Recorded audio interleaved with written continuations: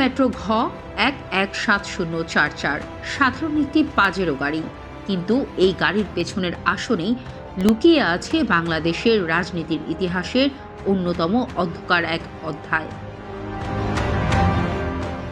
2018 সালের 8ই ফেব্রুয়ারি এই গাড়িটিতে করেই সাজানো মামলায় কারাগারে নেওয়া হয়েছিল তিনবারের সাবেক প্রধানমন্ত্রী বেগম খালেদা জিয়াকে।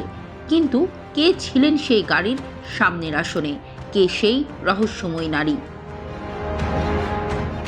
তিনি তৎকালীন ডিএমপির উপ পুলিশ কমিশনার ফরিদা ইয়াসমিন। খালেদা জিয়াকে কারাগারে পৌঁছে দেওয়ার পুরস্কার হিসেবে যিনি বাগিয়ে নিয়েছিলেন পুলিশের সর্বোচ্চ বিএমপি পদক।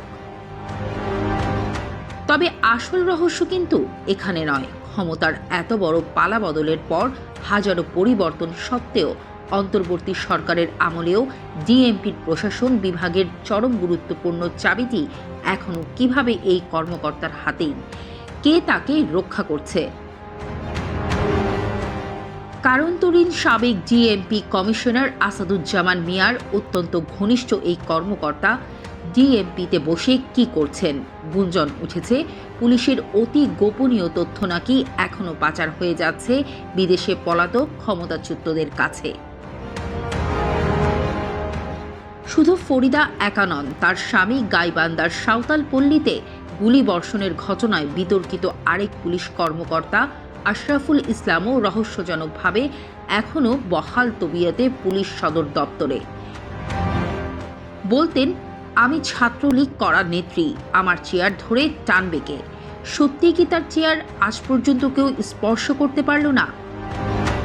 অনুসন্ধানে বেরিয়ে এসেছে আরও এক চমকপ্রদ তথ্য, যে পাজেরো গাড়িতে করে খালেদা জিয়াকে কারাগারে পাঠানো হয়েছিল সেই গাড়িটি এখনও পড়ে আছে পুলিশ সদর দপ্তরের এক অন্ধকার কোণে,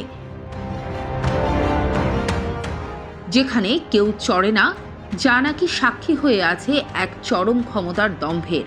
যে গাড়িটি এখন ইতিহাসের নিঃশব্দ সাক্ষী, সেই গাড়ির ড্রাইভিং সিটে থাকা কর্মকর্তা কিভাবে এখনও নিয়ন্ত্রণ করছেন ডিএমপির প্রশাসন?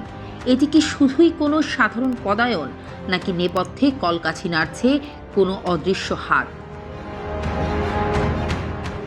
দেশের টিভি নিউজ ডেস্ক।